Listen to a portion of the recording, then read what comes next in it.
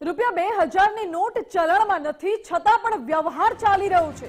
જી હા, ₹300 ના કમિશન લઈને 2000 ની નોટો સ્વીકારવામાં આવે છે। રાજકોટના ચુબેલી ખાતે આવેલા મહેતા પેન ડીપોનો આ વિડીયો વાયરલ થઈ રહ્યો છે, જ્યાં સંચાલકે સ્વીકાર્યું કે અમે 2000 ની નોટ સ્વીકારીએ છીએ। ₹300 કમિશન લઈને અમે નોટ સ્વીકારી લઈએ છીએ। કાયદેસર નથી છતાં કમિશન માટે ધંધો કરીએ છીએ તેવું સંચાલકે સ્વીકાર્યું છે। જ્યારે બીજી તરફ આરસીસી બેંકના પરસોત્તમ પીપળિયાએ નિવેદન આપ્યું છે, નાણાંની અદલાબદલીમાં કમિશન લેવું કે દેવું એ ગેરબંધારણીય છે। કોઈ કમિશન લેતું હોય તો તેની વિરુદ્ધ કાનૂની કાર્યવાહી થઈ શકે તેવું કહેવું છે। ભારતની અંદર 2000 ની નોટ થોડા સમય પહેલા જ લીગલ ટેન્ડર નથી રહી, એટલે કે જે આપણે આર્થિક વ્યવહારો કરી છે તેમાં 2000 ની નોટ સ્વીકારવી તેના ઉપર પ્રતિબંધ છે। અમુક બેંક છે તેને જ અને પોસ્ટ ઓફિસને છૂટ છે 2000 ની નોટ સ્વીકારવા લઈને, તેમ છતાં અહીંયા કમિશનથી 2000 ની નોટ સ્વીકારવામાં આવતી એ પ્રકારની ઘટના અને વિડીયો સામે આવ્યા છે। તમે કેટલાની નોટો સ્વીકારો છો? હાજી, કેટલાની નોટો સ્વીકારો છો? એટલે કેટલાની નોટ? એટલે 100 વાળી, 200 વાળી, 2000 વાળી, 500? નહીં, 10 થી માંડીને 500 સુધીની। એમાં કેટલું કમિશન લે? 110 રૂપિયા। 110 રૂપિયા કમિશન એ લીગલ છે એવું માનો છો તમે? નહીં, એ આપણે રિઝર્વ બેંકમાં અહીંયાથી અમે રિઝર્વ બેંકમાં અમદાવાદ બોમ્બે મોકલી દઈએ છીએ, અને ત્યાંથી અમારી જે એજન્ટ હોય છે એ ત્યાં એના રિઝર્વ બેંકના મેમ્બર હોય છે। એટલે આ નિયમની વિરુદ્ધ છે, તમને ખ્યાલ છે? તમે જે નોટોના બદલામાં કમિશન લ્યો છો એ લીગલ ટેન્ડર ન ગણાય, તમને ખ્યાલ છે કે? હા, ખ્યાલ છે ને। નહીં, પણ આ શું છે કે અમારે તો એમાં 100-2-3 રૂપિયા અમને મળે, અમારે એજન્ટ એને મળે, સમજ્યા? એટલે ભાઈ હવે રિઝર્વ બેંકમાં જે સ્થાપિત હોય। તમે 2000 ની નોટ સ્વીકારો છો એવો વિડીયો આવ્યો? મહત્વનું છે કે 2000 ની નોટ ચલણમાં નથી છતાં પણ કારોબાર અને વ્યવહાર થઈ રહ્યો છે। ગૌતમ ભેડા લાઈવ જોડાઈ ગયા છે અમારી સાથે રાજકોટથી। ગૌતમ, ચલણમાં નથી નોટ છતાં પણ વ્યવહાર થઈ રહ્યો છે, શું 2000 ની નોટો થકી કમિશન થકી કાળો કારોબાર ચાલે છે?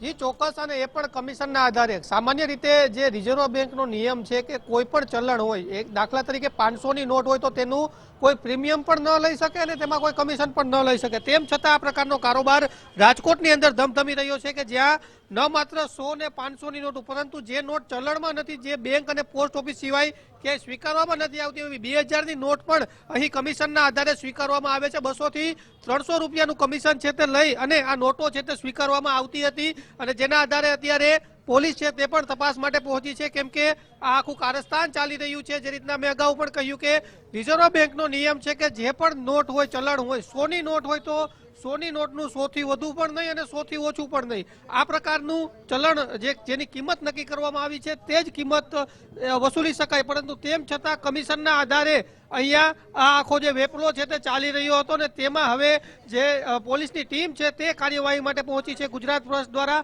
જે અહેવાલ પ્રદર્શિત કરવામાં આવ્યો હતો કે આ પ્રકારનો કારોબાર રાજકોટની અંદર ચાલી રહ્યો છે, એક વિડીયો છે તે પણ વાયરલ થઈ રહ્યો હતો, ને જેમાં સ્પષ્ટપણે જોઈ શકાય છે કે 2000 ની નોટ છે તે સ્વીકારવામાં આવી રહી છે, અને તેમાં પણ કમિશનના આધારે। એટલે કે તમે અહીંયા 2000 ની નોટ લઈને આવો તો તમારે સામે 1700 થી 1800 રૂપિયા છે તે આપવામાં આવે છે।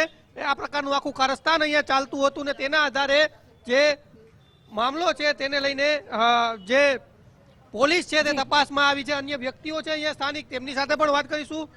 શું તમને ખબર પડી, કઈ રીતના વિડીયો વાયરલ થયો ને કઈ રીતના? હું અહીંથી નીકળ્યો બરોબર, તો મેં મારી આગળ 2 નોટો પડી હતી, 2 નોટો પડી હતી ને તો હું અહીંયા દેવા આવ્યો, એટલે મને કીધું કે 300 રૂપિયા કમિશન લઈશ। 4000 રૂપિયા હતા મારી પાસે, ઘણા ટાઈમથી મેં 2 નોટ સાચવેલી હતી બરોબર, તો હું દેવા આવ્યો તો મને કે 3400 રૂપિયા આવશે। તમે કીધું કાંઈ વાંધો નહીં, મને તમે આપી દો 3400 રૂપિયા, 2000 ની નોટ તમને આપેલી છે।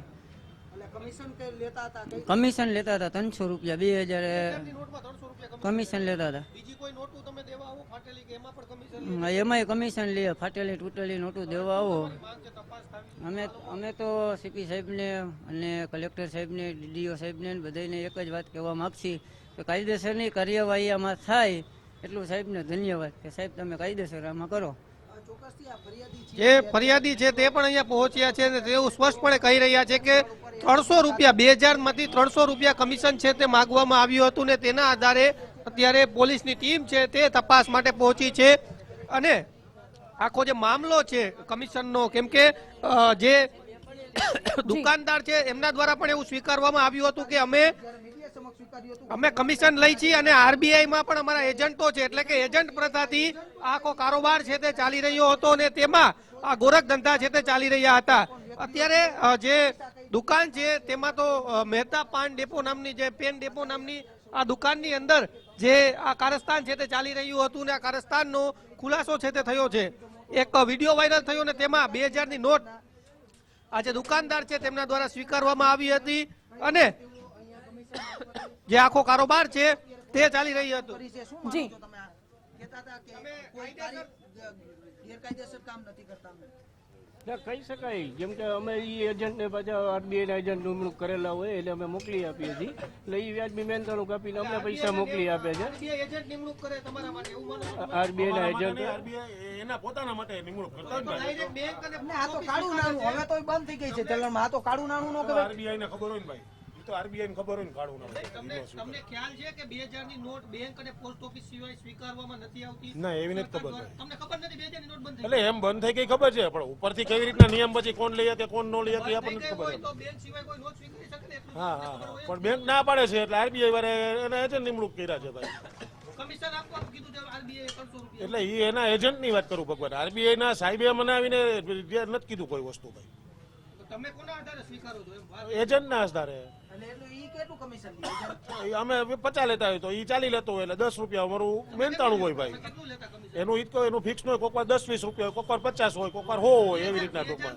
2000ની એક નોટમાં તમે કેટલું કમિશન લો? કોક વાર 10-20 રૂપિયા હોય, કોક વાર 50, કોક વાર 100, કોક વાર 200 રૂપિયા, એવી રીતના હોય ભાઈ.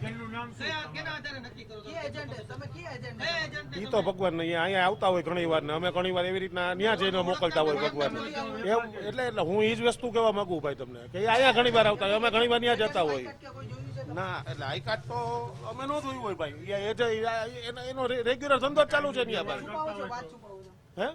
વાત છુપાવો છો? ના, વાત શું છુપાવું ભગવાન, તમને જવાબ તો આપું છું હું. ખુલ્લામાં ધંધો કરવો પછી એવું છુપાવવાનું? આ દ્રશ્યો છે કે જે ચોક્કસપણે આ જે વ્યક્તિ છે કે જે નામ નથી રહી રહ્યા એજન્ટનું, પરંતુ આખી એજન્ટ પ્રથા ચાલતી હોય. જો આમાં તપાસ કરવામાં આવે તો જે રિઝર્વ બેંક સુધીના એજન્ટો છે તેનું આખું કારસ્તાન છે તે સામે આવી શકે છે. કેમ કે આ જે 2000ની નોટ છે તે 2000ની નોટ આરબીઆઈ અને જે પોસ્ટ ઓફિસ અને બેંકો છે તેમના દ્વારા જ ઓકે. સ્વીકારવામાં આવે છે. તો આ લોકો કઈ રીતના ત્યાં સુધી નોટો પહોંચાડે છે, કઈ રીતના આખો આ કમિશનનો ગોરખ ધંધો ચાલે છે, જો આમાં ઊંડાણપૂર્વક તપાસ કરવામાં આવે તો આખું એક મોટું રેકોર્ડ ગુજરાતની અંદર સામે આવી શકે, તેમાં કોઈ નવાઈ નહીં. જી ઓકે ગૌતમ, આભાર આપનો. એનો અર્થ એ છે, આ જે દ્રશ્યો આપણે જોયા તેના ઉપરથી, કે આ જે 2000ની નોટોનો આખો જે કારોબાર છે તે આખી ચેઇન છે, એજન્ટોની ચેઇન આરબીઆઈ સુધી પહોંચેલી છે. ની નોટ અત્યારે ચલણમાં અસ્તિત્વમાં નથી, પરંતુ એનું ડિમોનેટાઇઝેશન થયેલું નથી. એટલે 2000ની નોટ હજુ પણ જેની પાસે હોય તેઓ આરબીઆઈના કરન્સી ડિપાર્ટમેન્ટમાં ભરી શકે છે અને પોસ્ટ ઓફિસમાં પણ જમા કરાવી શકે છે.